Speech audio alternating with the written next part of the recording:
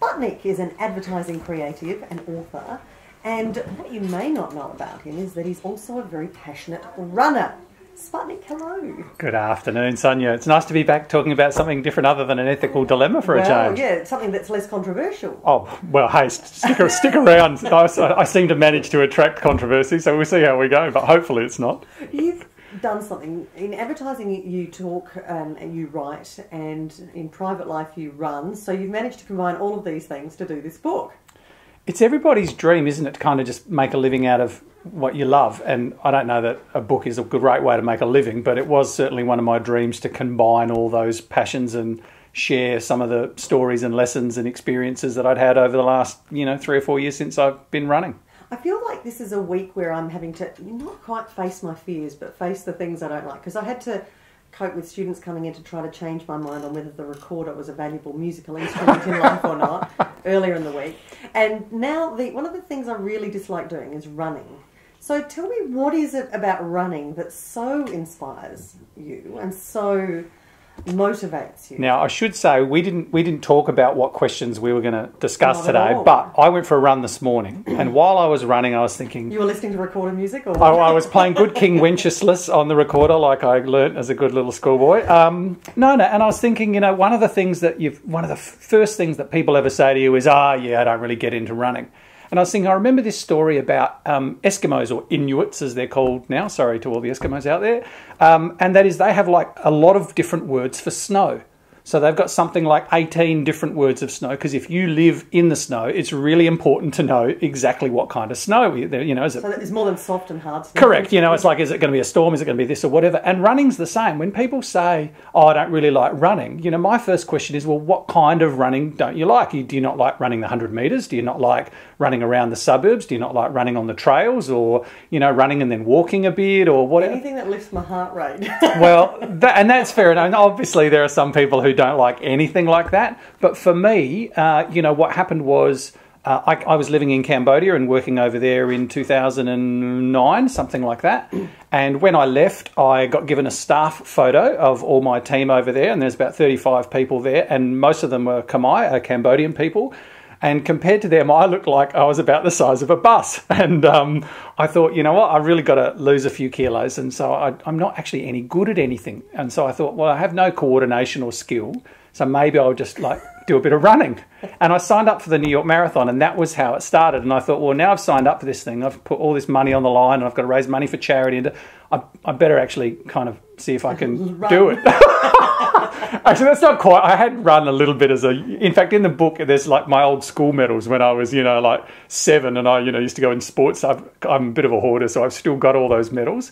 And so I thought, well, hang on, I better... Now, see, there's the difference between you and me. I never got any of those medals. In fact, I got the comment from the school PE teacher going, I'm not sure when you run how you don't fall over, because something that I do look like I should be tripping. Yeah, well, I'd certainly fall over a lot. I mean, when you run on the trails as opposed to the nice flat roads, I'm up at Morialta or, Belair or somewhere like that, and there's rocks, and, as you get a bit tired, you get a bit clumsy. You're one of these people that runs uphill too, eh? Oh, yeah. Well, there's a story in here. I should sort of probably put this in context. So I went and ran the New York Marathon, and then I just I did a bit of a Forrest Gump. So what I actually did was I hired a motorhome in LA, and then by myself, I drove and ran myself from LA across to New York. So I ran in like the Grand Canyon and across Niagara Falls and into Mexico and at Gettysburg. And how do you do that when you're driving at the same time? You've got to go back and get the car, obviously.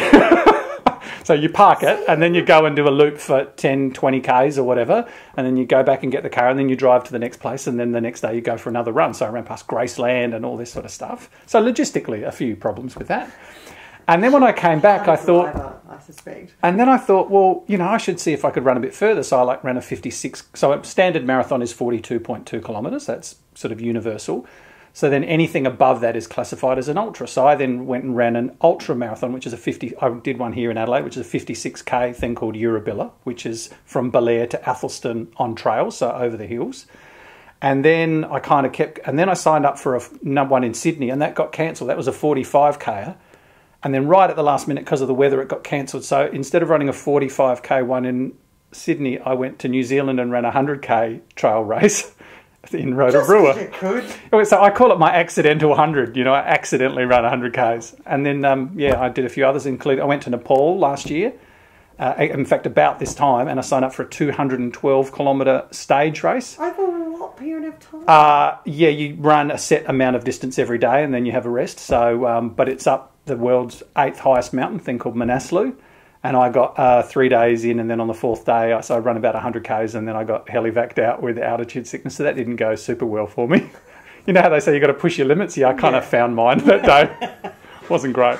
Well, now you know your boundaries, and that's the important lesson. Well, no, I just know my boundary that day. Okay. So now I'm going, well, I'll go back and give it another shake. Oh, really? Oh, dear. Okay, well, you might have noticed I still have a furrowed brow about this, but you love your running so much, all these different sorts, that you have written this book. Now, this looks like a classic advertising book to me. It looks like little ads. Not many words and lots of pictures.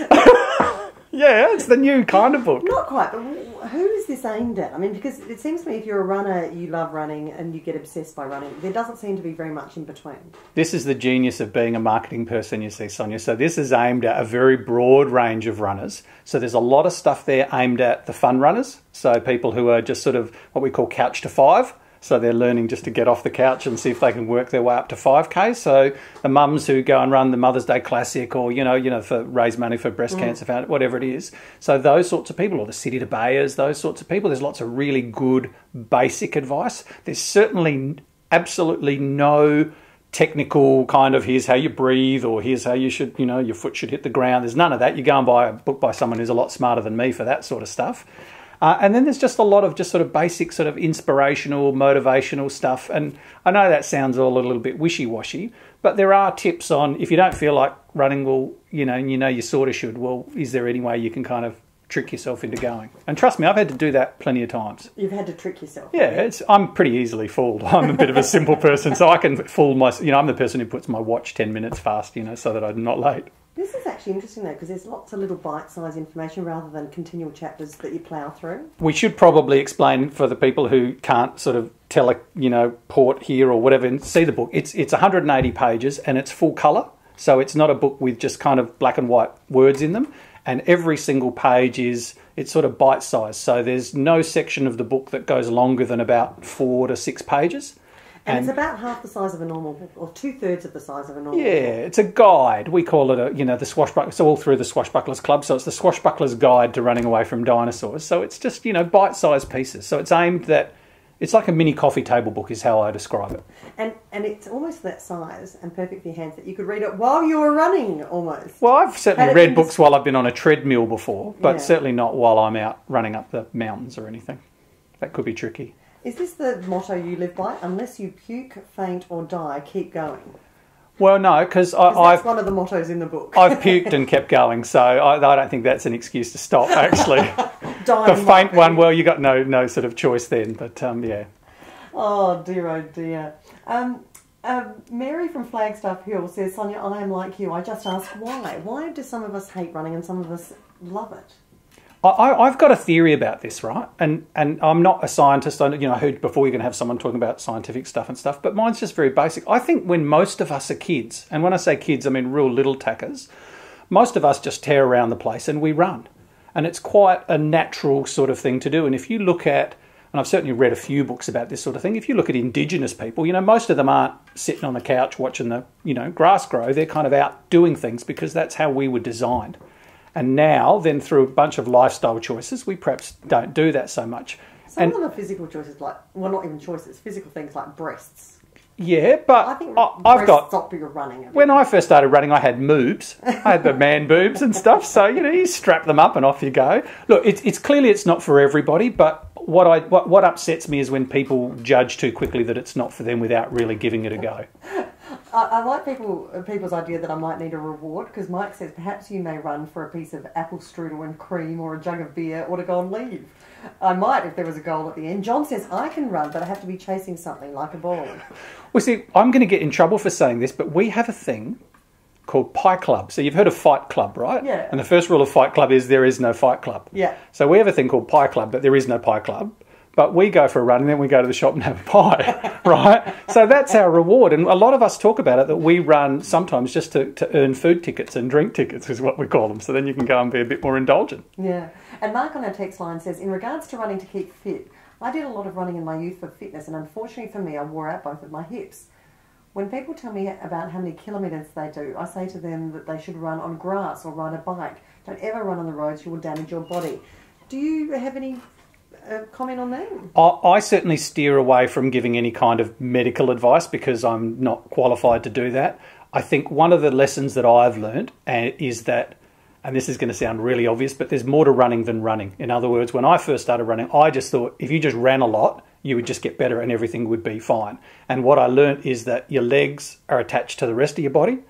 And if you only run, you're not actually doing anything for the rest of your body. And that bit where they're attached, like your hips and your groin and all that sort of bit, if you're not doing something to strengthen that as well, you're putting that under a lot of pressure and it doesn't naturally get stronger by running. So you've got to go and do other stuff. And certainly I went and saw a personal trainer who kind of laughed when I walked in and said, you've got, strong legs, but everything else is rubbish. And so I used to work with him quite a lot just to kind of get my body to hold together because it literally started to fall apart. So this book, though, looks more like a motivator, a keep going kind of book. Yeah, it's to help people get into it. It's to help people, there is advice in there. The other thing I should mention is that I've got about 25 world-class amazing runners. So, people like Pat Farmer, he's an Aussie guy. He ran this little run from the North Pole to the South Pole. So that was 21,000 kilometres. He just ran every single day until he finished. It took him a while, obviously. And people like that, people like Steve Monaghetti, there's a little piece of advice from him in there. There's a lady called Pam Smith, who no one would know really in Australia, but she does endurance runs. And I was talking to her and I found something she'd written in a blog and I said, can I use that in the book? And she said, yeah, do you want anything else? And I said, well, last year you did this race. It was a 100-miler, so it's 160 Ks. Oh. And I said, look, if I'm not being too rude, you stuffed it up, right? And she said, well, yeah, I kind of ran 10 hours slower than expected. And I said, well, and then she came back and won it the following year. So she gives advice on what to do when you're a bit bummed and you haven't done so good and you need to kind of get your confidence back and get back. So there's just some really good practical, and I don't like to I think motivation is a bit sucky, like it's a bit, you see all these people who tell you they're going to get you all G'd up. The only person who can really get you G'd up and keep you going is yourself. But if you've got access to some information from all sorts of people, there's a guy in here, we call him Kim the Legend Williams, right? He's one of my mates who I go running with, and he's a postman, right? But he runs all these 100-kilometre runs, and he's been running forever. And I talk to him and say, how do you approach this? And he doesn't win these things. We don't go in it to win it. We just go in it because of the experience. And, and so there's a piece of advice in there from him as well, which is, I think applicable to everyday people rather than, elite athletes. Is he a postie on a motorbike or a push bike? There is a bit of a story about that. He's the only postie in South Australia who hasn't got access to the new bikes because he is compact and he can't reach the bike. Oh. I'm going to get in so much trouble for saying that, right? So yeah, he does his rounds kind of the old-fashioned way. Well, the only reason I ask that is because one of our texters says how many tradies or labour-intensive jobs, how many people with those sorts of jobs are runners.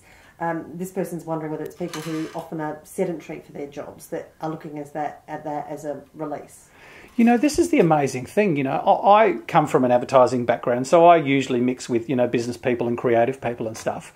And there's one thing about running is that they come from everywhere, mate. They are posties, they're finance people, they're, police officers, they're, you name it. I mean, every imaginable, and it's got nothing to do with, if you're already fit. I run with people who are super wiry and, weigh about, 15 kilos. And then I run with people who, are my size or bigger. And, we just kind of get out there and just keep going. I think there are probably some characteristics that define runners, and there's probably things like stubborn and, all those sorts of things. But yeah, it attracts people from all walks of life. Well, for those who love their running, those who would love to run, this is a book for you, Running Away from Dinosaurs, Advice and Inspiration for Aspiring and Perspiring Runners, and it's written by Sputnik. Thanks for joining us today. Thank you for having me. You going to run home now? No, I ran already this morning. I did about 15 Ks up at Morialta this morning, looked at the koalas and all that. Stop boasting.